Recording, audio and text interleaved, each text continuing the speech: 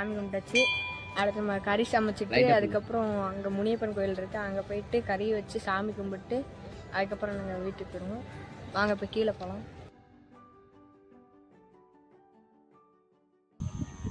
சாமி பார்த்தாலே பயமா இருக்கு.